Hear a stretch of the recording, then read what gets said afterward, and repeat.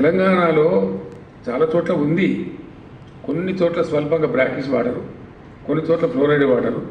నల్గొండ లాంటి జిల్లాలో అత్యధికమైనటువంటి ఫ్లోరైడ్ సమస్య ఉంది. దాని మీద చాలా ఉద్యమాలు జరిగినాయి, దశాబ్దాల తరబడి జరిగినాయి.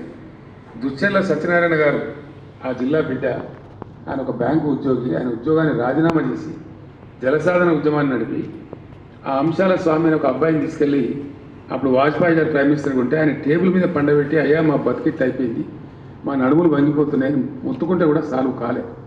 ఆ సమస్య తీరలేదు. తెలంగాణ రాష్ట్రం ఏర్పాటు అయ్యేదాకా కూడా ఆ సమస్య పరిష్కారం కాలే. అట్లనే తెలంగాణ జియోగ్రఫికల్ కండిషన్, భౌగోళిక పరిస్థితులను అనుసరించి ప్రతి సమ్మర్లో ఈ సమస్య వస్తుంది. వందల వేల కోట్ల రూపాయలు ప్రభుత్వం ఖర్చు చేస్తుంది.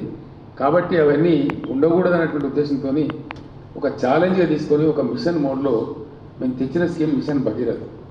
అతి త్వరగా అక్కడి నుంచి రావాల్సిన నీళ్లు కృష్ణా కడపలో కంప్లీట్ చేసి, ఎల్లంపల్లి నుంచి రావాల్సిన నీళ్ళని కూడా చాలా ఫాస్ట్గా, దాని క్లియరెన్స్ ఆగిపోతే నేను డిఫెన్స్ వాళ్ళతో, రైల్వే వాళ్ళతో పోరాటం చేసినంత పనిచేసి వాళ్ళని బెదిరించి ప్రధానమంత్రి కూడా చెప్పే అవసరం అనుకుంటే కేంద్ర ప్రభుత్వానికి కూడా చెప్పి త్వరగా కంప్లీట్ చేసి తెచ్చాం.